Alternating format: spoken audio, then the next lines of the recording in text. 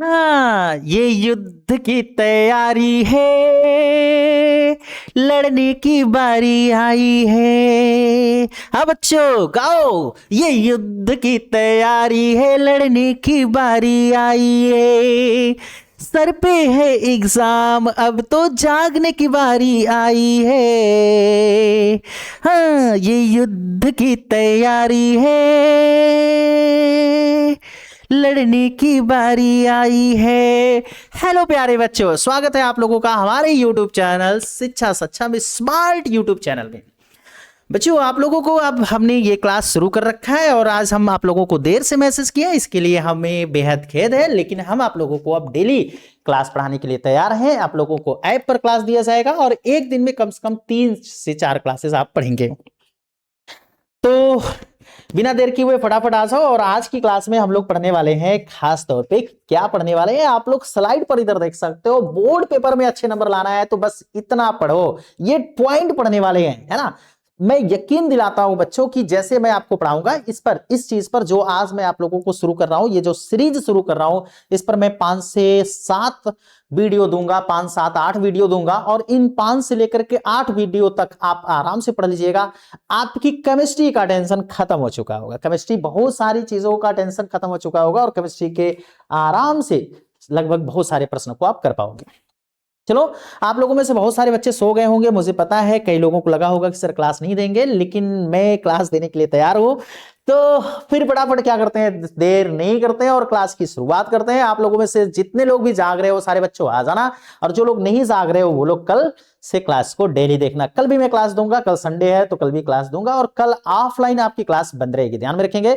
कल हम ऑफलाइन आपको नहीं पढ़ाने वाले हैं, लेकिन ऑनलाइन हम आपको जरूर पढ़ाएंगे। तो चलिए फटाफट शुरू करते हैं। आज की हमारी जो ये क्लास है 10वीं और 12वीं के सारे बच्चों के लिए है, क्योंकि हम लोग उन्हीं क्लास को पढ़ने वाले हैं अब जिस क्लास से हमारे बोर्ड एग्जाम में अच्छे नंबर हो। ठीक है, तो ये बात आप ध्यान में रखना, जिस क्लास से हमारे बोर्ड में अच्छे नंबर होंगे हम उसी क्लास को पढ़ेंगे। और यहां पर मैं देख पा रहा हूं कि सारे बच्चे अभी सोए हुए हैं, तो कोई बात नहीं, आज बच्चे नहीं आ पाएंगे। खैर कोई बात नहीं, हम पढ़ाते हैं, हम शुरू करते हैं और आप सुनना ध्यान से। देखो भाई, सबसे पहले हम लोगों को क्या करना है, विज्ञान हम लोग पर शुरू कर रहे हैं। केमिस्ट्री इसके अंतर्गत है और हमें पढ़ना क्या है वो ध्यान से सुनते हैं। टाइम काफी ज्यादा हो गया, 2.5 मिनट से ज्यादा हो गया टाइम, तो शुरू करते हैं अपनी क्लास को। और बोर्ड पेपर के लिए आपको क्या पढ़ना है, तो सबसे पहले हमने लोग यहां पर देखेंगे, वास्तव में ये सच में यार जादू है, जादू। मैं बोल दूं तो यार मेरा मन कर रहा है मैं बोल दूं जादू है, तो जादू है, सच बात है। ये जादू सीखना बहुत आसान है, आपको ये जादू सीखना बहुत ही आसान है, तो ये ध्यान में रखना, ये जादू बहुत आसान है। हम लोग क्या सीखने वाले हैं, रासायनिक अभिक्रिया एवं समीकरण। आप लोगों में से कई बच्चे हो सकता है ये कहेंगे कि सर ये कक्षा 10 का पढ़ा रहे हैं क्या। नहीं, मैं कक्षा 10 का नहीं पढ़ाने आया हूं, मैं कक्षा 12 का नहीं पढ़ाने आया हूं, मैं कक्षा 12 का भी नहीं पढ़ाऊंगा, मैं कक्षा 10 का भी नहीं पढ़ाऊंगा। मैं ऐसा पढ़ाऊंगा जो कक्षा 10 का भी क्वेश्चन बना दे और कक्षा 12 का भी क्वेश्चन बना दे। मैं ऐसा पढ़ाऊंगा कि जिससे आपके कक्षा 10 की केमिस्ट्री भी समझ में आ जाए और कक्षा 12 की केमिस्ट्री भी समझ में आ जाए। मैं ऐसा पढ़ाऊंगा आप लोगों को इस टॉपिक के अंतर्गत, इससे जो सीरीज शुरू कर रहा हूं इसके अंतर्गत ऐसा पढ़ाने वाला हूं जिससे आपको बोर्ड पेपर में कक्षा 10 का भी बोर्ड पेपर आप आराम से लिख करके आओ और कक्षा 12 का भी बोर्ड पेपर आराम से लिख करके आओ। मैं ऐसा पढ़ाने वाला हूं यहां पर, तो जुड़िए हमारे साथ, बने रहिए सारे बच्चे हमारे साथ और हम लोग इसकी शुरुआत करते हैं। देखो सबसे पहली बात, रासायनिक अभिक्रिया एवं समीकरण किसे कहते हैं, पहली हेडिंग ही है, हम लोगों को यही पढ़ना है, रासायनिक अभिक्रिया एवं समीकरण। तो इसमें टॉपिक का नाम ही है रासायनिक अभिक्रिया एवं समीकरण, chemical reactions and equations. What is रासायनिक रिएक्शंस, रासायनिक रिएक्शंस क्या है, हमें से अगर ये कोई पूछता है कि भाई रासायनिक रिएक्शन, रासायनिक अभिक्रिया क्या है, तो सबसे पहले बच्चों आपका आंसर क्या होना चाहिए वो ध्यान में रखना। आपका जवाब क्या होना चाहिए, यानी जब 2 लोग 3 लोग मिलकर के एक कोई या अकेले ही कोई कुछ नया बना दे तो उसे हम रासायनिक अभिक्रिया कहते हैं। जिस प्रक्रिया के माध्यम से कुछ नया बनाएगा उसे हम रासायनिक अभिक्रिया कहेंगे, बस बात खत्म। आप ऐसे समझो, आप देखो, आप लोगों में से बहुत सारे बच्चे पढ़े हैं, आप लोग यहाँ ऑफलाइन क्लास में भी पढ़े हैं और आप लोग कहीं और भी पढ़े होंगे। जो बच्चे नए देख रहे होंगे वो लोग भी कहीं अन्य पढ़े होंगे, तो वो लोग भी जानते होंगे रासायनिक अभिक्रिया। भाई आपके दिमाग में क्या होना चाहिए, आप बोर्ड पेपर के लिए तैयारी कर रहे हो तो आप ध्यान से समझो। यानी आप क्या बोलोगे, आप बोलेंगे कि सर वह अभिक्रिया जिसमें कोई नया पदार्थ बन जाए उसे हम क्या कहेंगे, रासायनिक अभिक्रिया कहेंगे, है ना। क्या बोलेंगे, वह अभिक्रिया, अभिक्रिया, ठीक है, वह अभिक्रिया जिसमें जिसमें कोई नया पदार्थ बन जाए, ध्यान में रखना, कोई नया पदार्थ बन जाए, नया पदार्थ, ठीक है, वह अपक्रिया जिसमें कोई नया पदार्थ बन जाए उसे रासायनिक अभिक्रिया कहते हैं, रासायनिक अभिक्रिया कहते हैं। ठीक है बच्चों, ध्यान में रखना, रासायनिक अभिक्रिया कहते हैं।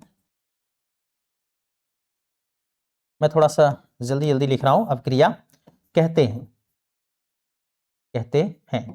तो ध्यान में रखना, यानी कोई भी अभिक्रिया, कोई भी काम हो और उसमें एक नया पदार्थ बन जाएगा तो उसे हम रासायनिक अभिक्रिया कहेंगे। ये आप लोगों में से बहुत सारे बच्चों को पता है, पहले से भी पता है और अभी भी आपको पता चल जाएगा। देखो जैसे मैं कहूं कि रासायनिक अभिक्रिया कैसे आप जानोगे, तो मैं एक दूसरा बोल रहा हूं, आप देखो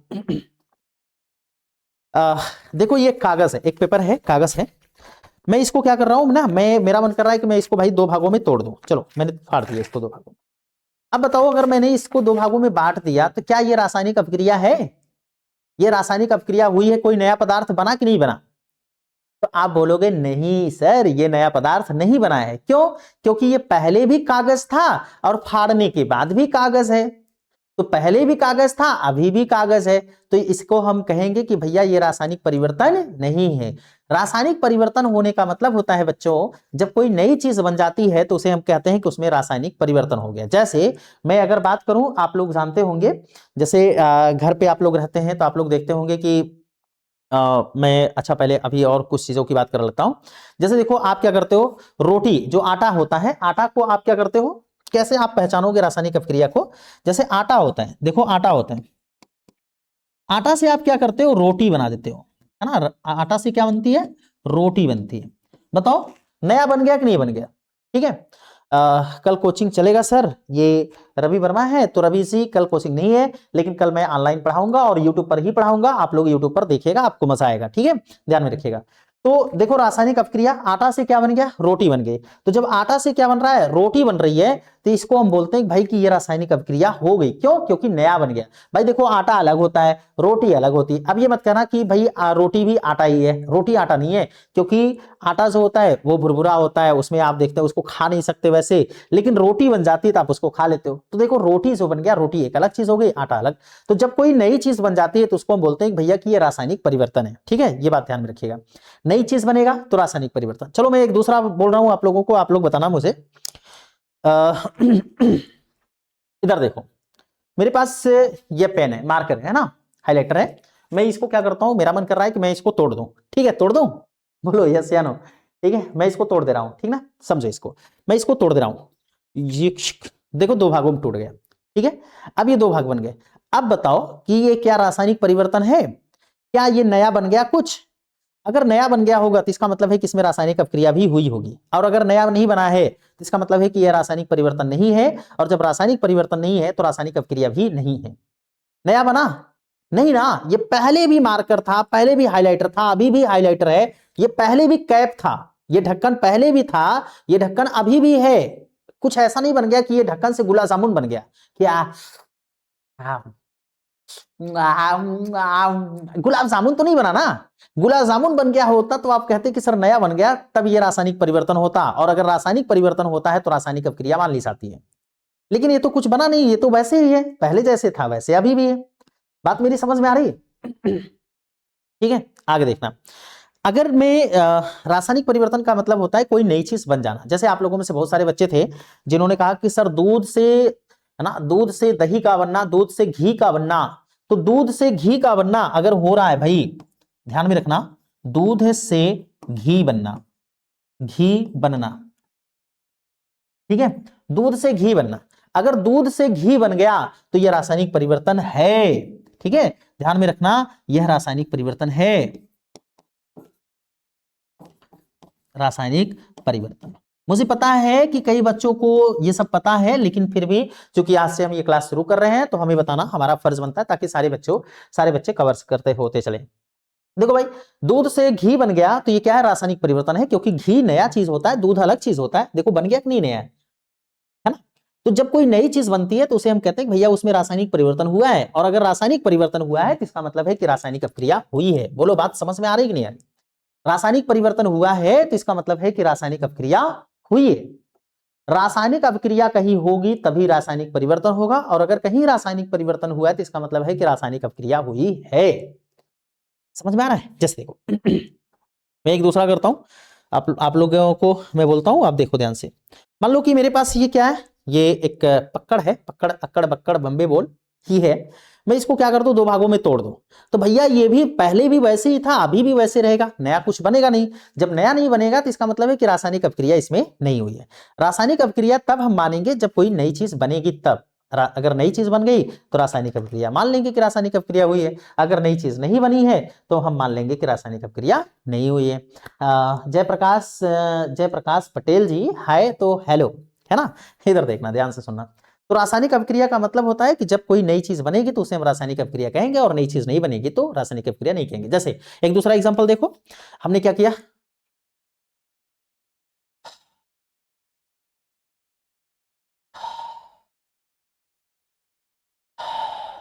जो मैं खींच रहा हूं, मैं जो ले रहा हूं, देखो हम लोग क्या लेते हैं, ऑक्सीजन लेते हैं ना, तो हम लोग खींच रहे हैं, हमने लिया ऑक्सीजन, और छोड़ क्या रहे हैं, कार्बन डाइऑक्साइड। क्या छोड़ रहे हैं लल्ला, कार्बन डाइऑक्साइड। लिया हमने ऑक्सीजन नाक से, और छोड़ा हमने क्या, कार्बन डाइऑक्साइड। तो बताओ ये रासायनिक परिवर्तन है कि नहीं है? देखो रासायनिक परिवर्तन है, क्यों? क्योंकि हमने लिया ऑक्सीजन और बन गया वो क्या, कुछ नया बन गया। क्या बन गया, कार्बन डाइऑक्साइड। तो इसको हम बोलते हैं बच्चों रासायनिक परिवर्तन, कि भैया ये रासायनिक परिवर्तन हो गया। और जब रासायनिक परिवर्तन हुआ है तो इसका मतलब है कि रासायनिक अभिक्रिया हुई है। समझ में आ रहा है? बिना रासायनिक अभिक्रिया के हुए कभी भी रासायनिक परिवर्तन नहीं बनता है। तो ध्यान में रखना बच्चों कि कहीं पर अगर कोई नई चीज बन जाए तो उसे समझ लेना कि रासायनिक परिवर्तन है, और अगर रासायनिक परिवर्तन हुआ है तो इसका मतलब है कि रासायनिक अभिक्रिया भी हुई है। ठीक है, ये ध्यान में रखना। अगर आप लोगों में से फिर भी किसी बच्चे को ये डाउट रह जाए, कहीं पर आपको अगर समस्या रह जाए, तो आप हमें जरूर अपनी जो है क्वेरीज आप हमें भेजिएगा। आप अपनी समस्याओं को हमें जरूर कहिएगा, हम आपकी समस्या को दूर करने का प्रयास करेंगे कि ताकि आपको समझ में आए। ठीक है, चलो देखते हैं इधर। तो ये चीज हमें समझ में आ गया है, रासायनिक अभिक्रिया और रासायनिक परिवर्तन। फिर से देखो हमने क्या कहा, अगर आपसे कोई पूछे कि रासायनिक अभिक्रिया किसे कहते हैं, तो कहेंगे कि वह अभिक्रिया जिसमें कोई नया पदार्थ बन जाए उसे हम रासायनिक अभिक्रिया कहते हैं। जैसे दूध से घी का बनना, तो नया बन गया। आप यहां पर ये चीज, यही चीज उदाहरण करके आप लिख सकते हो बच्चों। ठीक है, तो जैसे दूध से घी का बनना, आप देखो आप इसको बना सकते हो, इसको आप बनाओ, जैसे करके आप एग्जांपल लिख लो, है ना? चलो इस कलर में हम कर लेते हैं, इस कलर में नहीं, इस कलर में कर लेते हैं। जैसे आटे से रोटी का बनना, आटे से रोटी का बनना,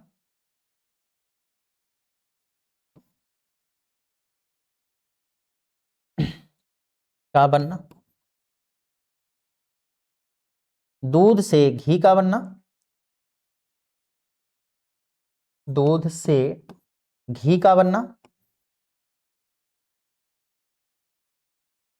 ठीक है, तो ये सब चीजों को आप ध्यान में रखे रहना। दूध से आटे से रोटी का बनना, दूध से घी का बनना। जब कोई नई चीज बन जाएगा तो उसे हम क्या कहेंगे, रासायनिक, अब मतलब रासायनिक परिवर्तन कहेंगे। ठीक है, तो ध्यान में रखना, रासायनिक परिवर्तन होता है तो कोई नई चीज बनता है। तो ध्यान में रखिएगा, मैं यहां पर लिख देता हूं,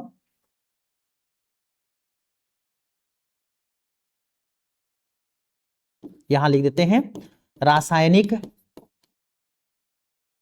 परिवर्तन होने पर कोई नई चीज बनती है, कोई नई वस्तु बनती है। ठीक है, तो ये बात ध्यान में रखना। तो जब रासायनिक अभिक्रिया होगी तो कोई नई वस्तु बन जाएगी, ध्यान में रखेंगे ना। चलो, तो ये बात आप लोगों को समझ में आ गया होगा। ठीक है, यहां सुनते हैं, आगे देखते हैं। रासायनिक अभिक्रिया की पहचान, कैसे पहचानोगे कि रासायनिक अभिक्रिया हो रही है या फिर नहीं हो रही? अच्छा, एक एग्जांपल मैं दे रहा हूं आप लोगों से, आप लोग बताना मुझे, पेड़ का बड़ा होना वो रासायनिक अभिक्रिया है कि नहीं? पेड़ जैसे पहले इतना छोटा था, मैं यहाँ पर चित्र बना दे रहा हूं, आप देख लेना, और आपको इसको कमेंट करके बताना है सब लोगों को। ठीक है, पेड़ मान लो अभी इतना छोटा था, ऐसे था, इतना छोटा सा था, लेकिन ये पेड़ इतना बड़ा हो गया, देखो इतना बड़ा हो गया ऐसे। अब ये बताओ कि ये रासायनिक अभिक्रिया है कि नहीं है, आपको यही बताना है कि रासायनिक अभिक्रिया हुई है कि नहीं इसमें, ठीक है। देखो अगर हम इसको देखेंगे कि ना, जैसे आप देखो ऐसे, जैसे एक छोटा सा बच्चा है, जब छोटा सा बच्चा बड़ा होता है तो उसका शरीर जो बढ़ता है, शरीर में परिवर्तन हो रहा है, शरीर छोटा था अब बड़ा हो गया, तो उसको हम रासायनिक परिवर्तन नहीं कहेंगे। क्यों? क्योंकि वो पहले भी शरीर था और अभी भी शरीर है। ध्यान से सुनना मेरी बात को बच्चों, जब बच्चा छोटा था तो उसका जो शरीर था वो जब बड़ा हुआ तो ऐसा तो है नहीं कि लोहा बन जाएगा, उसका शरीर पहले भी था, शरीर अभी भी है, बस केवल बड़ी शरीर हो जाएगी। तो शरीर जब छोटा था तब भी वो शरीर था, बच्चा छोटा था तब भी शरीर था उसके पास, और बड़ा हो गया तब भी शरीर है। तो शरीर का छोटा और बड़ा होना, ये जो है शरीर छोटा था बड़ा हो गया, ये बदल गया, इसको हम रासायनिक परिवर्तन नहीं कहेंगे। रासायनिक परिवर्तन कैसे जानेंगे? उसके अंदर जो क्रियाएं हो रही है, जो शरीर बड़ा होने में जो काम हुआ है, उसको हम रासायनिक परिवर्तन कहेंगे। जैसे शरीर कैसे बड़ा हुआ होगा? जब कोशिका विभाजन हुआ होगा, कोशिकाएं 1 से 2 कोशिकाएं, 2 से 3 कोशिकाएं, 3 से 4 कोशिकाएं, 4 से 10 कोशिकाएं, 10 से 20 कोशिकाएं ऐसे बनी होंगी, तब उसका शरीर बड़ा होगा। तो कोशिकाओं का विभाजन जो हो रहा है उसको हम रासायनिक परिवर्तन कहेंगे। लेकिन जो बच्चे का शरीर जो छोटा था, शरीर था तब भी और बड़ा हुआ तब भी वो कोशिकाएं थी उसके पास, तो हम उसको क्या करेंगे, उसको हम ये नहीं कहेंगे कि बच्चे का शरीर जो है वो रासायनिक परिवर्तन हो गया। ध्यान से समझ में आ गया कि नहीं आ गया? मेरी बात ध्यान से सुन लीजिएगा फिर से। रासायनिक परिवर्तन में कोई नया चीज बनना चाहिए, तो बच्चे का शरीर पहले भी था, अभी भी बच्चे का शरीर है, तो नया कुछ नहीं बना, तो उसको हम रासायनिक परिवर्तन नहीं कहेंगे। लेकिन बच्चे के शरीर के अंदर जो है, हम लोगों के शरीर, जैसे हम लोगों का शरीर है, हम लोगों का शरीर मोटा होता है पतला होता है, तो हमारा शरीर अगर मोटा हो गया तो ये रासायनिक परिवर्तन नहीं है, लेकिन इसके अंदर जो हो रहा है वो रासायनिक परिवर्तन है। ऊपर से देखने पर ये रासायनिक परिवर्तन नहीं, ये पहले भी शरीर था, हाथ था, अभी भी हाथ है, लेकिन हैंड है ना, लेकिन अभी क्या है, इसके अंदर जो काम हो रहा है वो रासायनिक परिवर्तन है। तो समझ में आ गया? तो इसके अंदर, तो यहां पर पेड़ के अंदर भी आपको ऐसे ही देखना है।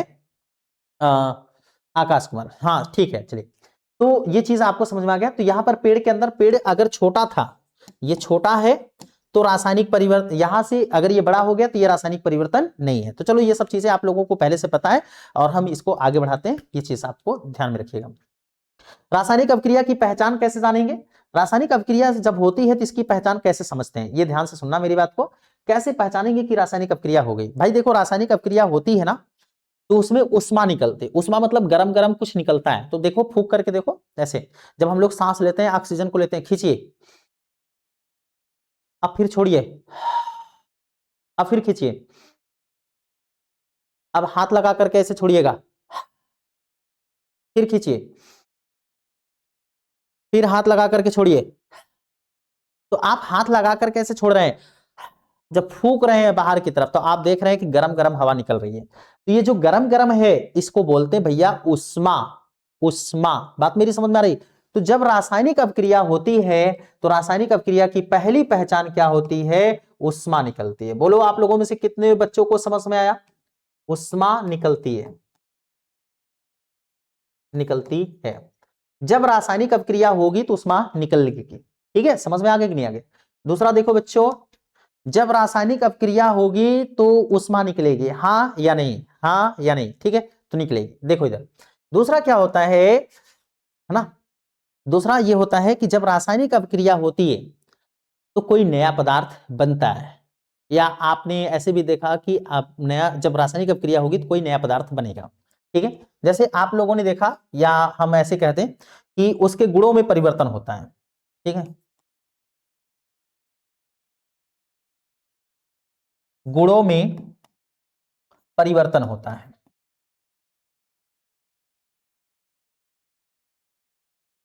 देखो भाई, जब रासायनिक अभिक्रिया होगी तो उसके गुणों में परिवर्तन हो जाएगा। गुणों का मतलब, जैसे आटा खा जाएगा, गेहूं ना चक्की से पिसा करके लेकर आइएगा गेहूं को, ना गेहूं को क्या करिए, पिसा करके लेकर आइए आटे के रूप में, और उसको खाइए आटा वैसे कच्चा है, तो आप कहें अरे यार खवाए ना, वो एकदम जाम कर लेगा पेट वोट, है ना। लेकिन उसी का रोटी बना देंगे, रोटी बना देंगे तो उसका स्वाद बदल जाता है। तो कहने का मतलब यह है कि जब रासायनिक अभिक्रिया होती है तो उसके गुणों में परिवर्तन हो जाता है। बोलो हाँ या नहीं? उसका स्वाद बदल जाएगा, गुण बदल जाएगा। लेकिन देखो, आप लोगों में से बहुत सारे लोगों ने समझ भी रखा था, पहले भी हम कह रहे थे कि, और आज भी हम लोग यहां पर इसकी बात कर लेते हैं। जैसे देखो, बर्फ से बर्फ से पानी बनना, से पानी है ना, पहला पॉइंट ये। और दूसरा पानी से बर्फ, पानी से बर्फ, क्या ये रासायनिक अभिक्रिया है? कमेंट करके बताओ। बर्फ से पानी और पानी से बर्फ, क्या ये दोनों रासायनिक अभिक्रियाएं हैं? देख करके बताओ, समझ करके बताओ, सोच करके बताओ। बर्फ से पानी और पानी से बर्फ, क्या ये रासायनिक अभिक्रिया है या नहीं है?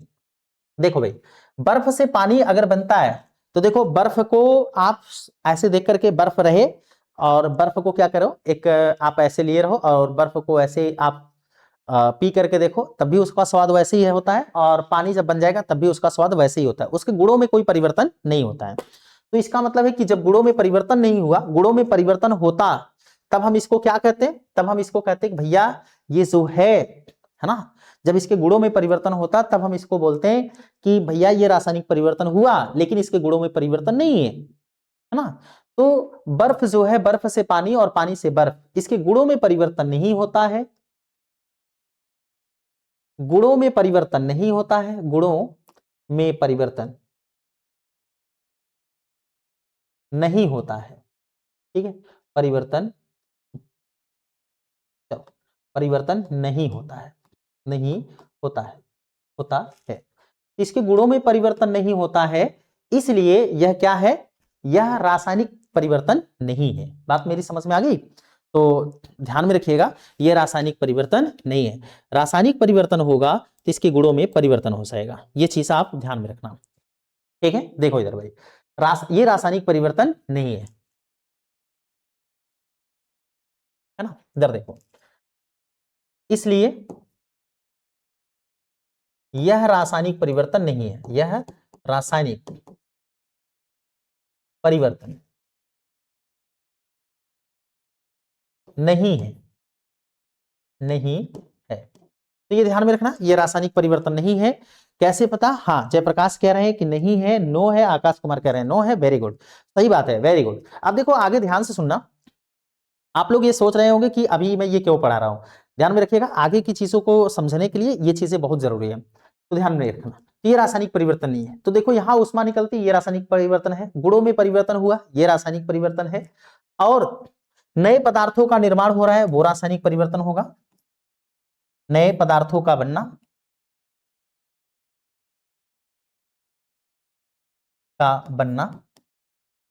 रासायनिक परिवर्तन होता है। जैसे एक देखो, मैं एग्जांपल लिखता हूं, आप लोग बताना, कमेंट करके बताना मुझे। वैसे आज सभी बच्चे सो गए हैं, मुझे पता है कि आप लोग इंतजार कर रहे होंगे पढ़ने के लिए, और मैं बताया नहीं था, इसके लिए सॉरी। लेकिन अब डेली क्लास चलेगी, ध्यान में रखना, है ना, अब डेली क्लास चलेगी, क्लास नहीं बंद होगी, ये चीज जानते रहिएगा, ठीक है। तो यहाँ पर देखिएगा, तो मैं यहाँ पर एक लिख रहा हूं, आप लोग मुझे बता, देख करके बताना कि क्या ये वही है, मतलब बदला कि नहीं बदला, ये रासायनिक परिवर्तन है कि नहीं है। ठीक है, देखो मैंने एक लिखा NaCl और मैंने इधर लिखा NaCl, बताओ इसमें कुछ बदलाव हुआ, नया पदार्थ बना कि नहीं बना? देख करके बताओ, NaCl देख करके बताओ, हाँ बना कि नहीं बना? भाई इधर भी NaCl था, इधर भी NaCl ही है, कोई परिवर्तन नहीं हुआ।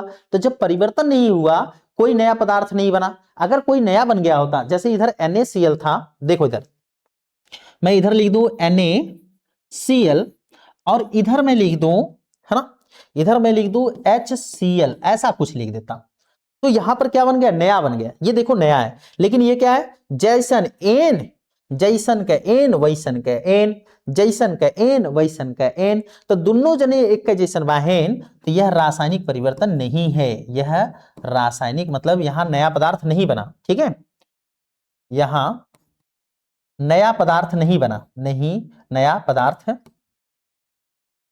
नहीं बना, नहीं बना, तो यहां नया पदार्थ नहीं बना। लेकिन यहां पर देखो नया पदार्थ बन गया, यहां पर NaCl था और यहां पर क्या हो गया? HCl हो गया।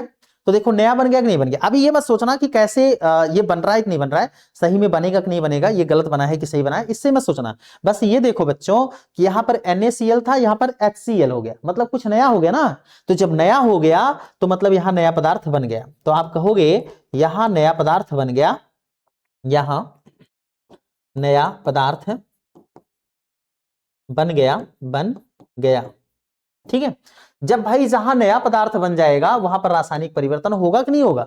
तो देखो यहां रासायनिक परिवर्तन नहीं हुआ, यहां रासायनिक अभिक्रिया नहीं हुई है, इसमें रासायनिक अभिक्रिया नहीं हुई है, लेकिन इसमें रासायनिक अभिक्रिया हुई है क्योंकि यहां पर नया बन गया। बात समझ में आ गई? आप सभी लोगों को समझ में आ गया होगा। चलो आगे बढ़ते हैं, आगे की चीजों को सीखते हैं। तो आप लोगों को यह बात समझ में आनी चाहिए, तभी आप आगे समझ पाएंगे। देखो सबसे बड़ी दिक्कत है कि आप सभी विद्यार्थियों के लिए सबसे बड़ी दिक्कत है, जितने भी बच्चे आप लोग पढ़ते होंगे सारे लोगों के लिए ये सबसे बड़ी प्रॉब्लम होती है कि सर ये कैसे लिखेंगे। हमने क्लास में भी, ऑफलाइन क्लास में भी सिखाना शुरू कर दिया है और अब आप ऑनलाइन क्लासेस में भी आपको ये सिखाना शुरू कर रहे हैं। सबसे बड़ी ये समस्या है कि आप लोग ये सोचते होंगे कि सर ये जो है ना, इसको कैसे, ये जो चीजें हैं ये कैसे, यहां पर जैसे देखो CH3 है, CH2 है, OH है, फिर यहां पर आ गया CH2 डबल बॉन्ड है, 2 लाइन खींची गई है, फिर CH2 प्लस H2O ऐसा करके लिखा गया है। इधर देखो ऐसे इस तरीके से आप लोगों के मन में ये चल रहा होगा कि सर बहुत सारे बच्चे ऐसे होते हैं कि जिनको ये लगता है कि यार ये कैसे बनता है, कैसे इधर से इधर जाकर के क्या लिखा जाएगा। इन सारी चीजों को हम आपको बताएंगे, सिखाएंगे। बस इसके लिए आप कुछ भी मत करना, आप डेली पढ़ना, और ज्यादा नहीं 7 क्लास पढ़ाएंगे, 7 से 8 क्लास पढ़ाएंगे, इससे ज्यादा नहीं, 5 से लेकर के 7 तक पढ़ाएंगे। ठीक है, तो 5 से लेकर के 7 क्लास तक पढ़ाएंगे, उतने में आपकी केमिस्ट्री खत्म हो जाएगी, बहुत अच्छे से खत्म हो जाएगी। आप केमिस्ट्री के रिएक्शन वगैरह बहुत कुछ सीख जाओगे। ध्यान में रखना, बस मेरे साथ चलना, ठीक है, ध्यान में रखना। तो अब ये कैसे होगा, इसी को हम बोलते हैं भाई रासायनिक समीकरण। ठीक है, देखो आपने देखा रासायनिक अभिक्रिया की पहचान, कैसे आप रासायनिक अभिक्रिया की पहचान करेंगे। रासायनिक अभिक्रिया की पहचान में जब भी रासायनिक अभिक्रिया होती है तो कोई नया पदार्थ बनता है, पहली बात, ऊष्मा निकलती है, दूसरी बात, तीसरा हमने कोई नया पदार्थ बनता है, हमने ये समझाया। तो इस तरीके से पदार्थों के गुणों में परिवर्तन होता है, रासायनिक अभिक्रिया होती है। तो ये सब सारी चीजों को समझा दिया यहाँ पर। अब आगे देखो रासायनिक समीकरण। रासायनिक समीकरण ऐसा ही होता है। अब इसमें क्या होता है, इसमें ध्यान में रखो, इसमें रासायनिक समीकरण में हमें क्या रखना है, याद रखना है, ये ध्यान रखिए। हमें रासायनिक समीकरण में ये ध्यान में रखना है कि यहां पर जो लिखा होता है, ये जो पहले लिखा होता है, ठीक है, ये ध्यान रखिएगा, ये जो पहले लिखा गया है यहां से लेकर के यहां तक, ये जो पहले लिखा गया है हम इसको बोलते हैं अभिकारक। क्या बोलते हैं? अभिकारक। ये ध्यान में रखना, तभी समझ में आएगा, इसको हम बोलते हैं अभिकारक। देखो यहां पर भी ये जो पूरा लिखा गया है यहां से लेकर के यहां तक, तीर से पहले, किससे पहले देखना होता है? तीर से पहले। तो तीर के पहले जितनी भी सारी चीजें लिखी गई हैं उसे हम अभिकारक कहते हैं। तो ये क्या हो गया? अभिकारक। बोलो, बात समझ में आ रही है? अभिकारक, ठीक है, अभिकारक, ये अभिकारक हो गया। देखो बच्चों यहां पर भी क्या हो गया, तीर से पहले ये सब सारी चीजें हैं, तो ये क्या हो गया? अभिकारक हो गया। ठीक है, क्या हो गया? अभिकारक। आगे देखो यहां पर ये CH4 प्लस O2 जो है यहां तक जो है ये क्या है? आपका अभिकारक है। बोलो, बात समझ में आ रही है? अभिकारक, ये अभिकारक। तीर से पहले जो लोग हैं उनको हम अभिकारक कहते हैं। क्या बोलते हैं? अभिकारक। तीर से पहले जो लोग लिखे होते हैं, क्या लिखा है अभी ये मत पढ़ो, है ना, ये एथेनॉल आपको नहीं पढ़ने आता है, ये सब क्या है, कैसे पढ़ा जाता है, ये नहीं समझ में आता है, कोई बात नहीं, आप छोड़ो अभी। अभी बस आप ये समझो बच्चों कि तीर से पहले जो लिखा रहेगा उसे हम एथेनॉल कहेंगे। तीर से पहले सॉरी तीर से पहले जो लिखा रहेगा उसे हम अभिकारक कहेंगे। तीर से पहले यहां भी लिखा गया तो इसको हम पूरे को क्या कहेंगे? अभिकारक। जितना लिखा रहेगा तीर से पहले, देखो तीर से पहले यहां तक कितना लिखा गया? 2CH3COOH प्लस Na2CO3 यहां तक लिखा गया, तो इतना पूरा का पूरा क्या हो गया? अभिकारक, क्योंकि ये तीर से पहले लिखा है। ठीक है ना, समझ गए? ये अभिकारक है। आप अपनी भाषा में समझो, ठीक है, समझाने के लिए बहुत सारे तरीके हैं, लेकिन आपको हम चाहते हैं कि आप एकदम सरल भाषा में समझो। देखो तीर के बाद जो लिखे जाते हैं बच्चों, तीर के बाद ये जो लिखा गया है ना, इसको हम बोलते हैं उत्पाद। क्या बोलते हैं? उत्पाद। क्या बोलेंगे? उत्पाद। बोलो, क्या बोलेंगे? उत्पाद। तो तीर के बाद जो लिखा होता है उसे हम क्या कहते हैं? उत्पाद। बोलो बच्चों, इसको क्या बोलेंगे? उत्पाद। ठीक है, ये क्या है हमारे पास? उत्पाद है। तो ये आपको पता है, उत्पाद। तीर के बाद जो चीजें लिखी जाती है उसको हम उत्पाद कहते हैं। तीर से पहले जो लिखी जाती है हम उसे क्या कहते हैं? अभिकारक कहते हैं। तीर से पहले, यहां तीर लगा है, ये देखो तीर लगा है, तीर से पहले जो लिखा गया उसे अभिकारक, तीर के बाद जो लिखा जाएगा उसे हम उत्पाद कहेंगे। तो ध्यान में रखना, जब रासायनिक अभिक्रिया होती है, ध्यान से सुनना, जब रासायनिक अभिक्रिया होती है तो उसमें एक कोई अभिकारक होता है और कोई उत्पाद होता है। जब रासायनिक अभिक्रिया होगी, ध्यान से मेरी बात को सुनना आप लोग अच्छे से बच्चों, जब भी रासायनिक अभिक्रिया होगी तो अभिकारक रहेगा और उत्पाद रहेगा। समझ में आ गया? ठीक है, उत्पाद बनेगा, अभिकारक से उत्पाद बनेगा। यहां भी अभिकारक है, रासायनिक अभिक्रिया होगी तो अभिकारक से उत्पाद बनेगा। उत्पाद का मतलब है कोई नया चीज, कोई नया चीज। देखो यहां पर क्या है, CH3CH2OH है यहां पर। क्या देखो ऐसा ही यहां पर है, अगर सेम ऐसा यहां पर होगा तो इसका मतलब है कि कोई परिवर्तन नहीं हुआ है, और जब परिवर्तन नहीं होगा तो इसका मतलब है कि रासायनिक अभिक्रिया नहीं होगी। तो यहां पर देखो CH3CH2OH है, यहां पर देखो CH2 और डबल बॉन्ड है, दो लाइनें यहां पर खींची गई है, ऐसे ऐसे देखो दो लाइन खींची गई है, और फिर CH2 प्लस H2O। देखो अलग है कि नहीं, जैसन यहां है वैसन यहां ना बनल है, इधर अलग है इधर अलग है। इसका मतलब है कि इधर ये अभिकारक था और अभिकारक के जैसा यहां उत्पाद नहीं है, इधर अलग बन गया। जब अलग बन गया तो इसका मतलब है कि रासायनिक परिवर्तन हुआ है। समझ में आ गया, मतलब अलग बन गया कि नहीं बन गया। तो जब अलग बन गया तो इसका मतलब है कि रासायनिक परिवर्तन हुआ है। तो जब रासायनिक परिवर्तन हुआ है तो ध्यान में रखेंगे ये रासायनिक परिवर्तन हुआ। आगे बात कर लेते हैं, इधर देखो ये अभिकारक है, तो जैसन के इधर वाहन क्या वैसन है कि इधरो वाहन, देख करके बताओ आप लोग। जैसे कि इधर है, जैसे इधर है वैसे का इधर तीर के बाद वाहन का, जैसे ये पूरा अभिकारक है, ये अभिकारक आप देख पा रहे हो, ये अभिकारक देखो जैसे ये अभिकारक है, क्या वैसे ही इधर उत्पाद है, नहीं है ना। उत्पाद देखो अलग तरीके से, उत्पाद क्या है यहां पर आप देख रहे हो अलग है, जैसन के एन वाहन वैसन के एन ना वाहन। यहां देखा 2CH3COOH प्लस Na2CO3 लिखा गया। यहां पर देखो क्या लिखा गया, 2CH3COONA plus CO2 plus H2O। यहां देखो अलग लिखा गया कि नहीं लिखा गया, इधर अलग हो गया इधर अलग हो गया, मतलब अभिकारक अलग है और उत्पाद जो है वो अलग है। इसका मतलब है कि यह रासायनिक परिवर्तन है, रासायनिक परिवर्तन हो गया। समझ में आ गया। तो इसका मतलब ये हुआ बच्चों, आपको ये समझ में आना चाहिए कि जब रासायनिक परिवर्तन होता है तो उसमें दो लोग होते हैं। कौन कौन से लोग होते हैं, एक होता है अभिकारक, एक साइड होते हैं अभिकारक, और एक साइड होता है क्या, उत्पाद। समझ में आ गया। रासायनिक परिवर्तन होगा तो उसमें दो चीजें रहेंगी, अभिकारक से क्या बनेगा, उत्पाद। ये अभिकारक है, अभिकारक से ये उत्पाद बनता है। आगे देखो दूसरी बात, जब रासायनिक परिवर्तन होता है बच्चों तो उसमें तीर लगा करके दिखाया जाता है। ये देखो तीर, ये देखो तीर, ये देखो तीर। अच्छा, मैं आप लोगों से पूछ रहा हूं, आप लोग कमेंट करके बताना, जब भी वीडियो देखना तो ये बताना कि इधर ये जो है ये क्या है। ये जो है देखो यहां पर जो पहले लिखा होता है उसे हम अभिकारक कहते हैं, और लेकिन यहां पर जो बाद में लिखा गया है इसको हम क्या बोलते हैं, कमेंट करके बताना मुझे, है ना। इधर जो पहले लिखा गया है इसे हम अभिकारक कहते हैं, लेकिन इधर जो बाद में लिखा जाता है इसे हम क्या कहते हैं, आप लोग कमेंट करके जरूर बताना मुझे, है ना। हम आप लोगों के कमेंट का इंतजार करेंगे। यहां जो बाद में लिखा जाता है इसको हम क्या बोलते हैं, बताना मुझे कमेंट करके, ठीक है। ध्यान से बताना इसको आप लोग।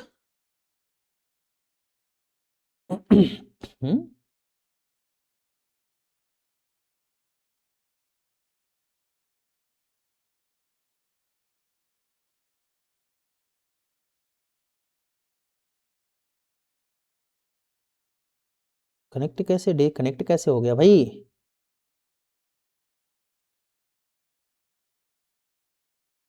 डी कनेक्ट कैसे हो गया।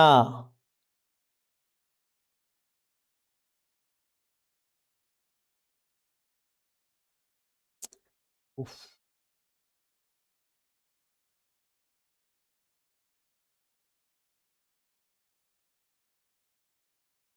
चलो भाई, है ना।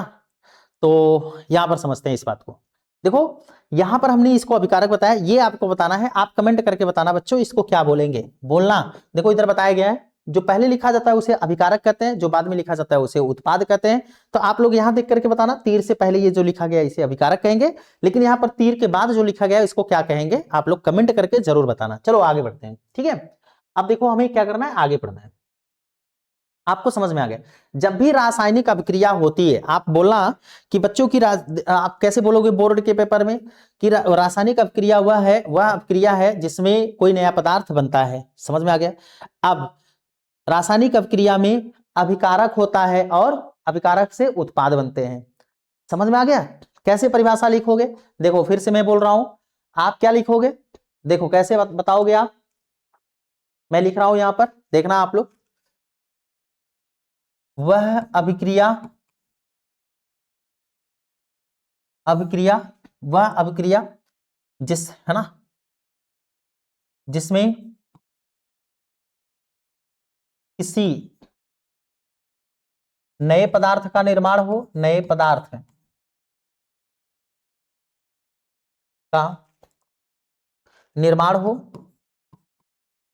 निर्माण मतलब बच्चों बनना, तो वह अभिक्रिया जिसमें किसी नए पदार्थ का निर्माण हो या कोई नया पदार्थ बने उसे रासायनिक अभिक्रिया कहते हैं, उसे रासायनिक अभिक्रिया कहते हैं,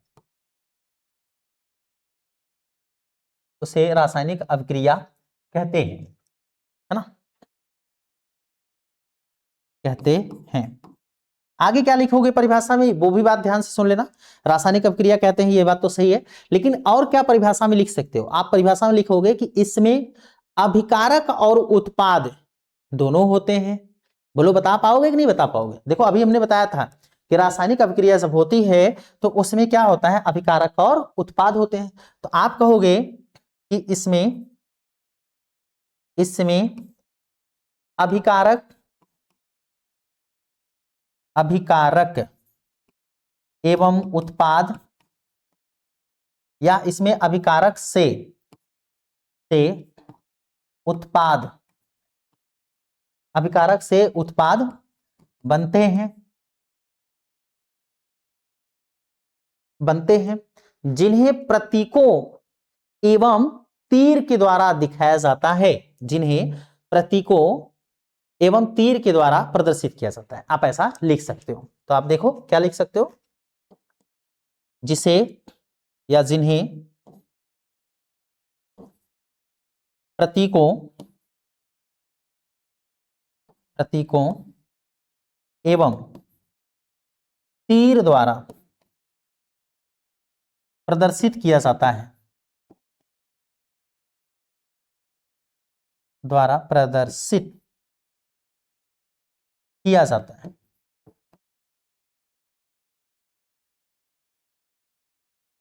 ठीक है।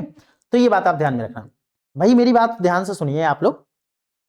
रासायनिक अभिक्रिया किसे कहते हैं? रासायनिक अभिक्रिया का मतलब होता है कि जब कोई नया पदार्थ बन गया उसे हम रासायनिक अभिक्रिया कहते हैं, यानी कोई भी अभिक्रिया जिसके द्वारा नया पदार्थ बन जाए उसे हम रासायनिक अभिक्रिया कहते हैं। रासायनिक अभिक्रिया में कौन कौन से लोग भाग लेते हैं? तो आप बोलेंगे कि सर अभिकारक और उत्पाद अभिकारक से उत्पाद बनते हैं और इसे प्रतीकों एवं तीर द्वारा प्रदर्शित किया जाता है। जैसे एक एग्जांपल मैं आप लोगों के लिए लिख दूं बच्चों, एक एग्जांपल मैं सोच रहा हूं कि यहां पर लिख दूं, क्योंकि मैं स्लाइड को चेंज करूंगा तो वो स्लाइड जो होगा वो थोड़ा सा अलग हो जाएगा, इसलिए मैं चाहता हूं कि यहां पर मैं एक एग्जांपल आप लोगों के लिए लिख दूं। देखो एक एग्जांपल मैं लिखता हूं, एग्जांपल आप लोग लिख लेना अपने बोर्ड के पेपर के लिए। एग्जांपल आप जानते रहना, एग्जांपल मतलब या उदाहरण कर लेते हैं, उदाहरण, ठीक है। देखो इधर उदाहरण क्या लिखते हैं हम लोग, उदाहरण है हमारे पास CH4 + O, ठीक है, दिख रहा है? हाँ दिख रहा है बच्चों, दिख रहा है। तो CH4 + O। अच्छा ये बताओ कि क्या ये O सही लिखा गया है? आप लोगों में से बच्चों, मैंने आप लोगों को बताया था कि कैसे, बहुत सारे बच्चों को नहीं पता है, बहुत सारे लोगों को नहीं पता है कि बहुत सारे बच्चे कहते हैं कब O लिखें कब O2 लिखें, समझ ही नहीं आता है। तो हमने आपको बताया है कि कब O लिखें और कब OT लिखें। और बच्चों जो लोग नया पहली बार हमारे YouTube पर देख रहे हो, हम आप लोगों को भी बता देंगे कि कब O लिखना है और कब OT लिखना है, कब Cl लिखना होता है और कब Cl2 लिखना होता है, हम आप सबको बता देंगे ये कैसे लिखा जाता है। लेकिन अभी नहीं, अभी केवल यहाँ पर देखो जो समझा रहे हैं उसको समझ लो, है ना, तो बाद में आपको समझाएंगे। देखो भाई, तो यहां पर क्या है उदाहरण में, अब आप लोगों में से जो लोग पढ़े हैं यहां पर ऑफलाइन में वो बच्चे बता देंगे, कमेंट करके बता देना कि CH4 हमने लिखा, इधर हमने O लिखा है, O सही है कि गलत है, कमेंट करके बता देना, ठीक है। देखो तो हम क्या करते हैं, हम O गलत है O2 लिखते हैं, क्योंकि आप लोगों को पता है कि क्यों, ठीक है। आगे देखो, अब क्या करते हैं बच्चों, जो लोग नए हैं वो लोग केवल देखें, उन लोगों को बस इतना समझ में आना चाहिए, आप लोगों में से जितने भी बच्चे नए हो आप लोगों को यह समझ में आना चाहिए कि यहां पर जो हम लिख रहे हैं वो ये रासायनिक अभिक्रिया को समझा रहे हैं। तो रासायनिक अभिक्रिया में देखो जो इधर पहले लिखा जाता है इसे हम क्या कहते हैं, अभिकारक। क्या बोलते हैं, अभिकारक। तो देखो CH4 और +O इतना पूरा जो है ये अभिकारक हो गया। अब तीर के बाद जो लिखा जाएगा वो क्या होगा, उत्पाद होगा, होगा कि नहीं होगा? तीर के बाद जो लिखा जाएगा वो क्या हो जाएगा, उत्पाद हो जाएगा। तो हमें इसको लिखना है, ठीक है। देखो भाई, तो ये हो जाएगा CO2 CO2 plus H2O plus उष्मा एवं प्रकाश, उष्मा एवं प्रकाश। तो ये बात आप ध्यान में रखो। देखो इधर उष्मा एवं प्रकाश। तो बच्चों आप मेरी बात ध्यान से सुनो। पहले तो ये देखो, आप क्या बोलोगे, रासायनिक अपक्रिया किसे कहते हैं? यानी अच्छा मिट गया यहां पर क्या, तो मैं इसको फिर से बना देता हूं, ठीक है। वह अभिक्रिया वह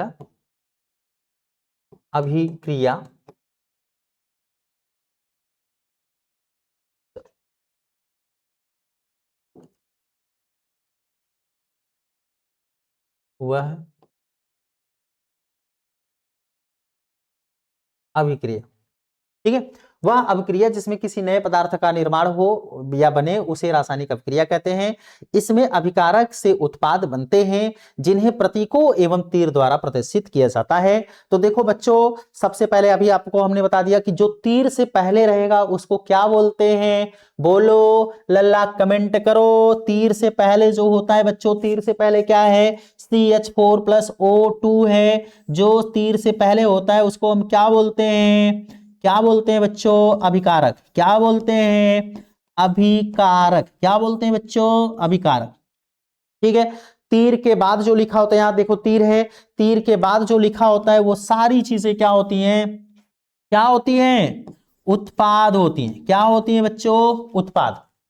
देखो तो बात आपको समझ में आनी चाहिए कि सर जो तीर से पहले लिखा होता है उसे अभिकारक और जो तीर के बाद लिखा होता है उसे उत्पाद कहते हैं। तो रासायनिक अभिक्रिया में कौन कौन से लोग होते हैं, तो आप कहेंगे कि अभिकारक से उत्पाद बनते हैं। फिर से सुनना मेरी बात को, रासायनिक अभिक्रिया में क्या होता है, तो आप बोलेंगे कि अभिकारक से उत्पाद बनते हैं। रासायनिक अभिक्रिया में क्या होता है, आप बोलेंगे अभिकारक से उत्पाद बनते हैं, मतलब नया पदार्थ बनता है, ठीक है। तो ये सारी चीजें आप ध्यान में रखना।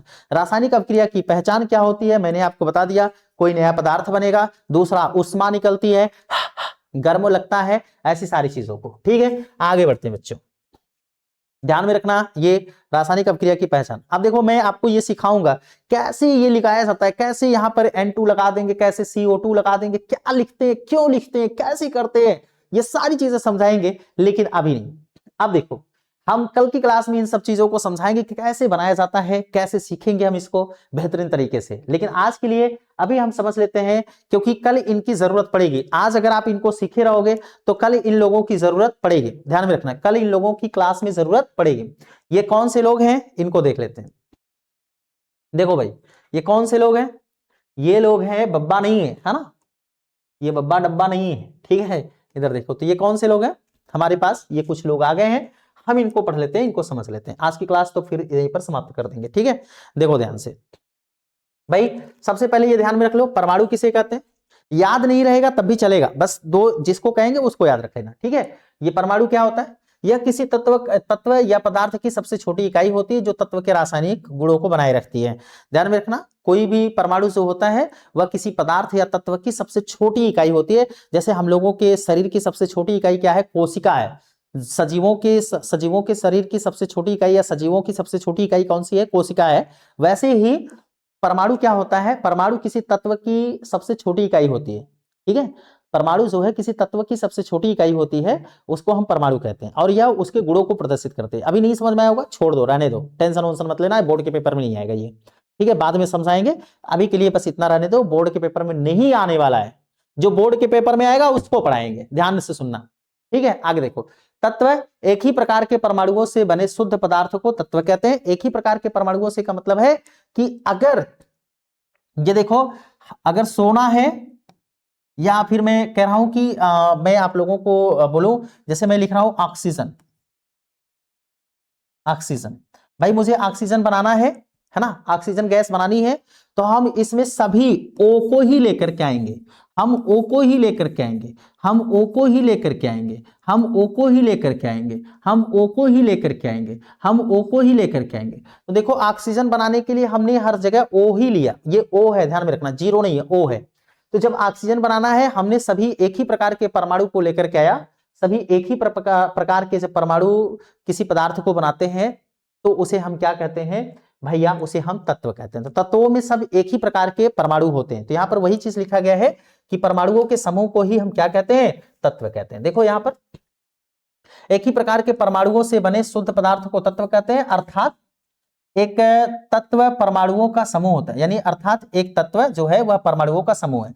परमाणुओं का समूह का मतलब एक ऑक्सीजन यहाँ, एक ऑक्सीजन यहाँ, एक ऑक्सीजन यहाँ, एक ऑक्सीजन यहाँ, एक ऑक्सीजन यहाँ। बताओ ये सभी ढेर सारे हो गए कि नहीं हो गए? अब ये समूह बना लिए, ग्रुप बना लिए ना।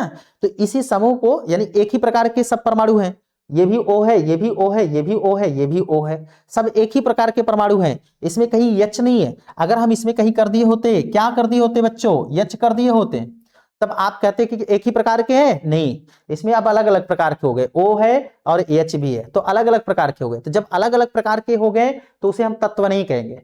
तत्व होने के लिए बच्चों एक ही प्रकार का होना चाहिए। तो जब एक ही प्रकार का रहेगा मतलब सब O, अगर हाइड्रोजन रहे तो सब हाइड्रोजन रहना चाहिए, सब हाइड्रोजन रहना चाहिए। ध्यान में रखो, सब हाइड्रोजन रहना चाहिए, सब हाइड्रोजन रहना चाहिए, सब हाइड्रोजन रहना चाहिए, सब हाइड्रोजन रहना चाहिए। ये एक ही प्रकार का है, तो एक ही प्रकार का ये परमाणु है, ये एक ही प्रकार का परमाणु है। तो एक ही प्रकार के परमाणुओं से जो बनता है उसे हम तत्व कहते हैं। बोलो कितने लोगों को समझ में आया? आप लोगों को समझ में आ गया होगा। एक ही प्रकार के परमाणुओं से जो बनता है उसे हम तत्व कहते हैं। ये क्या बन रहा है? इनसे ऑक्सीजन बन रहा है, ऑक्सीजन। तो ऑक्सीजन से ही, यानी एक ही प्रकार के परमाणुओं से ऑक्सीजन बन रहा है, एक ही प्रकार के परमाणुओं से हाइड्रोजन बन रहा है, हाइड्रोजन। और सब में क्या है? हाइड्रोजन, यानी हाइड्रोजन H ही है, इसमें और कुछ नहीं है। तो इसे हम क्या बोलेंगे? तत्व बोलेंगे। ठीक है, ध्यान से समझ लेना। याद नहीं रहेगा तब भी चलेगा, कोई दिक्कत नहीं है लल्ला, आपको कोई दिक्कत नहीं है, आपको बहुत ज्यादा दिक्कत करने की जरूरत नहीं है। बाद में इन सब चीजों को सीख लेना। बोर्ड पेपर के लिए पढ़ रहे हो तो वो देखो, अणु किसके कहते हैं? अणु किसको कहते हैं भाई? अणु का मतलब होता है कि जब दो परमाणु मिलते हैं, ध्यान से मेरी बात सुनना, दो परमाणुओं के मिलने से अणु बनता है। यहां पर क्या था? यहां दो परमाणु मिल नहीं रहे हैं, यहां पर किसमें? तत्वों में। ध्यान से सुनना, बहुत सारे बच्चों को यह कंफ्यूजन रहता है, बहुत सारे बच्चों को यह दिक्कत होती है कि सर परमाणु किसे कहेंगे, अणु किसे कहेंगे। वो यार सर दर्द करने लगा, समझ में नहीं आ रहा है परमाणु किसे कहेंगे, अणु किसे कहेंगे। तो देखो ध्यान से सुनो, यहां पर तत्व किसे कहते हैं? तत्वों में सभी एक ही प्रकार के होंगे। देखो एक ही प्रकार के हैं ना, एक ही प्रकार के हैं, एक ही प्रकार के हैं, एक ही प्रकार के हैं। देखो ऐसे एक ही प्रकार के परमाणु हैं, लेकिन ये मिले नहीं है, संगठित नहीं है, जुड़े नहीं है। समझ में आ रहा है? लेकिन अणु में क्या होता है? अणु में मिल जाएंगे। जैसे देखो, एक हाइड्रोजन यहां, एक हाइड्रोजन प्लस ये एक हाइड्रोजन यहां, और ये दोनों मिलकर के क्या बन गए? H2। ये बन गया, ये एक परमाणु था, ये एक परमाणु है, ये एक परमाणु है। बच्चों ध्यान में रखना, परमाणु, ये एक परमाणु है, लेकिन ये जो बन गया H2 जुड़ करके दो बन गया, दो हो गया एक साथ में, तो इसको हम बोलेंगे अणु। क्या बोलेंगे? अणु। बोलो बात समझ में आई? ये अणु हो गया। तो परमाणु क्या होता है, अणु क्या होता है, समझ में आ गया? देखो तत्वों में क्या होते हैं? जो परमाणु होते हैं वो एक समूह में रहते हैं, भैया सब जने एक के साथ ही रहा कतो जाया जिन। और जब अणु बनते हैं तो कुल एक में जुड़ जाते हैं, चिपक जाते हैं। इसे समझ में आया ना? तो देखो यहां पर क्या है, अणु में क्या है? ये जुड़ गया, ये अणु बन गया। जैसे यहां ऑक्सीजन है, यहां देखो, अगर मैं ऐसे लिख दूं बच्चों O O O, तो बताओ ये परमाणु है कि तत्व है? ये सॉरी, ये तत्व है कि अणु है? तो आप कहोगे कि सर ये अलग अलग है, इसलिए क्या है? तत्व है। क्या है? तत्व है। ध्यान में रखना, ये क्या है? तत्व है, तत्व है। ठीक है, लेकिन देखो बच्चों, अगर हम इसी को ऐसे लिख देते हैं O3, है ना, जैसे हमने ऐसे लिख देते हैं, देखो जैसे O प्लस O, है ना, ऐसे लिख देते हैं। तो इसको हम बना देते हैं, कैसे बनाते हैं? इसको हम बना देते हैं O3। आपसे मैं पूछता कि ये O3 क्या है? आप बोलोगे कि सर ये O3 जो है ना, ये अणु है। क्या है? अणु है। क्यों? क्योंकि यहां पर तीनों लोग जुड़ गए, और यहां पर चार लोग थे, चारों लोग जुड़े नहीं थे। लेकिन अगर चारों लोग जुड़ गए होते तो क्या हो जाता? अणु हो जाता है। जैसे देखो यहां पर मैं लिख रहा हूं, ठीक है, फिर से देखो, मैं यहां लिख रहा हूं, ठीक है, यहां देखो मैंने ऐसे लिखा, चलो मैं फिर से बताता हूं, आपको समझाते हूं। देखो यहां पर मैंने लिखा O, है ना, और फिर मैंने लिख दिया प्लस O। अब ये बताओ परमाणु है कि मतलब ये तत्व है कि अणु है? तो आप बोलोगे कि सर ये तत्व है, क्योंकि अलग अलग है ना, अभी ये क्या है? तत्व है। लेकिन अगर ये फिर क्या है, ये मैं आपसे पूछूं कि ये तत्व है कि अणु है, यानी तत्व है कि अणु है? आप बोलोगे कि सर ये क्या है, तत्व है। क्यों? क्योंकि ये अलग अलग है। लेकिन अगर ये जुड़ गया बच्चों, ये जुड़ गया और ऐसे बना लिया O3, तो ये क्या हो गया, परमाणु हो गया। समझ में आ गया ना? जब जुड़ जाएगा, चिपक जाएगा एक में, तो परमाणु हो जाएगा। और जब ऐसे अलग अलग रहेंगे, एक ही प्रकार के रहेंगे, तो उसे यानी इसके समूह, अगर ये केवल समूह में रहेगा, जुड़ा नहीं है, यहाँ समूह में है, बस एक जगह है, सब लोग जुड़े नहीं है, तो जब ऐसे समूह में रहेंगे तो इसको क्या कहेंगे, तत्व। लेकिन ये जो चिपक जाएगा ऐसे, तो क्या हो गया, चिपक करके एक बन गया, ऐसे बन गया, तो इसे हम क्या कहेंगे, अणु कहेंगे। समझ में आ गया? तो ध्यान में रखना। अब देखो यौगिक किसे कहते हैं, यौगिक किसे कहते हैं बच्चों, ध्यान में रखना। यौगिक किसे कहते हैं, ये देखो, ध्यान से मेरी बात को सुनना, यौगिक किसे कहते हैं, ठीक है? देखो यौगिक किसे कहते हैं, विभिन्न तत्वों के परमाणुओं के निश्चित अनुपात को यौगिक कहते हैं। मतलब आप बस ऐसे समझ लो, ध्यान से सब सारी चीजों को मारो गोली, और आप हिंदी में सुनो, है ना, अंग्रेजी में सुनने की जरूरत नहीं है। भाई यौगिक किसे कहते हैं, देखो जब दो तत्व, मतलब अलग अलग प्रकार के तत्व हो, ध्यान से सुनना, अलग अलग प्रकार के, जैसे देखो यहां पर एक हमने लिखा हाइड्रोजन, फिर हमने लिखा हाइड्रोजन, फिर लिखा हाइड्रोजन, फिर लिखा हाइड्रोजन, फिर लिखा हाइड्रोजन, फिर लिखा हाइड्रोजन। बताओ ये एक ही प्रकार के हैं कि अलग अलग प्रकार के हैं? आप कहोगे कि सर ये सभी एक प्रकार के, सभी एक प्रकार के हैं, एक प्रकार के हैं, ये सभी क्या है, एक प्रकार के। तो जब सभी एक प्रकार का रहेगा तब नहीं, ठीक है, लेकिन सभी क्या हो, अलग अलग प्रकार के हो। जैसे देखो यहां पर हमने लिखा H और हमने लिखा O, देखो अलग अलग प्रकार के हो गए कि नहीं हो गए, ये अलग है, ये अलग है। तो जब अलग अलग प्रकार के दो लोग हो जाएं, अलग अलग प्रकार के, उसे हम यौगिक कहेंगे। क्या बोलेंगे बच्चों, यौगिक, बोलो क्या बोलेंगे, यौगिक, यानी कंपाउंड। क्या बोलेंगे, कंपाउंड, ठीक है, ध्यान में रखना। क्या बोलेंगे, यौगिक, कंपाउंड, यानी सब अलग अलग प्रकार के परमाणु होंगे। देखो एक परमाणु ये था, एक परमाणु ये था, दूसरा परमाणु ये है, और दोनों परमाणु जब आपस में मिल गए तो हम उसे क्या कहेंगे, यौगिक कहेंगे। लेकिन ध्यान में रखना, ये एक निश्चित अनुपात में मिलने चाहिए, ये इंपॉर्टेंट लाइन है, ध्यान में रखना। ये निश्चित अनुपात में होते हैं। कैसे होते हैं भाई, निश्चित अनुपात में। निश्चित अनुपात का मतलब है कि जैसे देखो पानी बनाना है, पानी, तो पानी में क्या होता है बच्चों, आप लोगों को पता है H2O, मतलब दो हाइड्रोजन होगा। हाइड्रोजन के कितने परमाणु होंगे, दो। जैसे आप देख सकते हो ऐसे, ये दो हाइड्रोजन कैसे आया होगा, यहां पर देखो एक हाइड्रोजन, फिर एक हाइड्रोजन, और इनको हम जोड़ देंगे तो क्या बन जाएगा, H2। एक परमाणु ये था, एक परमाणु ये था, तो दो परमाणुओं के मिलने से क्या बन गया, अणु बन गया। तो यहां हाइड्रोजन का एक अणु बन गया, ये एक अणु है, ये एक अणु है ना। तो ये एक अणु जो है, ये अणु क्या कर रहा है, आप यहां पर देख पा रहे हैं कि ये अलग प्रकार का है, ये अलग प्रकार का है। अब ये बताओ कि हाइड्रोजन कितना है, दो है, तो लिख लो दो हाइड्रोजन है। ऑक्सीजन कितना है, तो ऑक्सीजन देखो यहां पर कुछ नहीं लिखा है, मतलब एक है, तो अनुपात में इसको लिखते हैं ऐसे, एक। देखो पानी बनाने के लिए ना हाइड्रोजन दो चाहिए और ऑक्सीजन एक चाहिए। हाइड्रोजन के दो अणु होने, परमाणु होने चाहिए, और ऑक्सीजन के एक। ऑक्सीजन का यहां कितना परमाणु है, एक।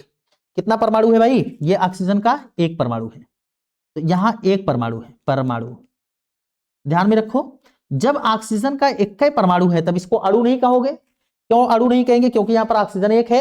अगर ऑक्सीजन दो होता तब हम इसको क्या कहते हैं भाई, देखो ऑक्सीजन अगर ऐसे होता, इधर देखिएगा, एक ऑक्सीजन यहां होता, फिर एक ऑक्सीजन यहां होता, दो हो जाते, तब हम इसको, ये हो जाता O2, तब एक परमाणु ये था, एक परमाणु ये परमाणु, देखो ये परमाणु, और एक परमाणु ये परमाणु, दो परमाणुओं के मिलने से क्या बनता है, अणु बन जाता है। तो यहां अणु बनता है, लेकिन यहां पर अणु तो है नहीं, समझो ध्यान से। परमाणुओं के मिलने से क्या बनता है, अणु बनता है, लेकिन यहां पर तो जो है भाई ये अलग है, तो इसलिए इसका अगर हम देखेंगे तो एक परमाणु है। लेकिन अब ध्यान में रखो, ये अणु और ये परमाणु, ये सब मिलकर के एक यौगिक बना लिए, अलग अलग प्रकार के हैं तो यौगिक है। अब देखो यहां पर ऑक्सीजन का कितने परमाणु है, एक, तो इसलिए हमने एक लिखा। अब पानी बनाने के लिए धरती के किसी भी कोने पर हो, चाहे पाकिस्तान में जाओ, चाहे चाइना जाओ, चाहे भारत में रहो, चाहे हिमालय पर्वत पर जाओ, हर समय दो हाइड्रोजन चाहिए और एक ऑक्सीजन चाहिए। इसको बोलते हैं निश्चित अनुपात। चाहे जमीनी के अंदर जाई के पानी बनेगा तब वो दो हाइड्रोजन चाहिए। कितना हाइड्रोजन चाहिएगा बच्चों, दो, और ऑक्सीजन कितना चाहिएगा, एक। चाहे पाकिस्तान में जाई के पानी बनेगा तब वो दो हाइड्रोजन चाहिए और एक ऑक्सीजन चाहिए। भारत में पानी बनाएंगे तब भी दो हाइड्रोजन चाहिए और एक ऑक्सीजन चाहिए। हिमालय पर्वत पर जाएंगे आप पानी बनाने के लिए, तब भी 2 हाइड्रोजन चाहिए और 1 ऑक्सीजन चाहिए, इसको बोलते हैं निश्चित अनुपात। अब आप लोगों में से एक लोग कहेंगे कि सर अगर मान लो कि हमने 2 हाइड्रोजन जो था उसमें से 1 हाइड्रोजन हटा दें और केवल H और O बना लिख दें तो क्या पानी बन जाएगा? तो ध्यान में रखना, नहीं बनेगा बच्चों, नहीं बनेगा, कभी भी नहीं बनेगा। तो यौगिक कैसे बनते हैं? यौगिक बनते हैं निश्चित अनुपात से। निश्चित अनुपात का मतलब है कि जितना जो चीज रहेगा उतना रहेगा, वो कभी नहीं बदल सकता। वो चाहे धरती के नीचे हो, चाहे धरती के ऊपर हो, चाहे आकाश में हो, चाहे पाताल में हो, चाहे जहां रहो, उतनी चीजें उसको चाहिए ही चाहिए। ठीक है, तो ध्यान में रखना। अगर आप यहां सोचोगे कि सर अगर मान लो कि ठीक है आपने कहा, तो हम मान लेते हैं आप लोगों में से एक लोग कहेंगे सर बताओ, अच्छा आपने कहा कि भाई 2 हाइड्रोजन चाहिए, हमने कहा हाँ, आपने कहा 1 ऑक्सीजन चाहिए, हमने कहा हाँ पानी बनाने के लिए। तो आपका मन किया कि सर ये बताओ कि हम 2 हाइड्रोजन ले लें और 2 ऑक्सीजन ले लें तो पानी बन जाएगा? तब भी नहीं बनेगा। ठीक है, क्यों? क्योंकि कितना ऑक्सीजन चाहिए? 1 ऑक्सीजन चाहिए, और यहां कितना ऑक्सीजन है? 2 ऑक्सीजन हो गया, इसलिए यह पानी नहीं बनेगा। समझ में आ रहा है? तो पानी बनने के लिए 2 हाइड्रोजन और 1 ऑक्सीजन चाहिए, इसको बोलते हैं निश्चित अनुपात। मतलब एक बराबर मात्रा में चाहिए, उससे कम और ज्यादा कभी नहीं होना चाहिए, इसको बोलते हैं निश्चित अनुपात। ठीक है, तो ध्यान में रखेंगे, तो यही है क्या? परमाणुओं की निश्चित अनुपात। तो यहां कितने परमाणु? 2 परमाणु। हाइड्रोजन के कितने परमाणु? 2 परमाणु। और ऑक्सीजन के कितने परमाणु? 1 परमाणु। तो परमाणुओं का क्या होता है? निश्चित अनुपात होता है। परमाणुओं के निश्चित अनुपात के मिलने से ही यौगिक बनते हैं। समझ में आ गया? परमाणुओं के निश्चित अनुपात के मिलने से ही क्या बनता है? यौगिक बनता है। जब तक परमाणुओं का निश्चित अनुपात नहीं मिलेगा तब तक यौगिक नहीं बनेंगे। ठीक है, तो ध्यान में रखिए। चलो आगे बढ़ लेते हैं, थोड़ी चीजों को और सीख लेते हैं, समझ लेते हैं। अब देखो ये स्लाइड हमने छोड़ करके रखा था इसमें कुछ सिखाने के लिए, लेकिन अब चूंकि काफी टाइम हो गया है और हम लोगों का जो लाइव हम लोग पढ़ रहे थे, लाइव का कनेक्शन कट गया है, तो आप लोगों में से जो भी विद्यार्थी पढ़ रहे थे वो लोग नहीं पढ़ पाए होंगे। तो कोई बात नहीं, इसको जरूर पढ़ लेना, आप लोग देख लेना, समझ लेना। कैसे आप पहचानोगे कि यौगिक क्या है, तो हम इसके बाद हम कल की क्लास में पढ़ेंगे, और कल की क्लास में हम आप लोगों को रिएक्शन करना सिखाएंगे। कैसे आप रिएक्शन करोगे, इससे संबंधित बच्चों हम आपको 7 से 8 वीडियो देंगे, 5 से 8 वीडियो देंगे, और उस 5 से 8 वीडियो तक आप लोग पढ़ाई कर लेना। उससे ज्यादा आपको पढ़ने की जरूरत नहीं पड़ेगी, उतने में ही आपका सारा काम हो जाएगा। ठीक है, तो समझ में आया? और उससे आपकी केमिस्ट्री 9 की हो, चाहे 10 की हो, चाहे 11 की हो, चाहे 12 की हो, सारी केमिस्ट्री आपको समझ में आने लगेगी और बहुत अच्छे से समझ में आने लगेगी। तो चलो मिलते हैं कल की क्लास में। आज के लिए बस इतना ही। कल संडे है लेकिन फिर भी हम लोग लाइव क्लास पढ़ेंगे। तब तक के लिए जय हिंद, जय भारत।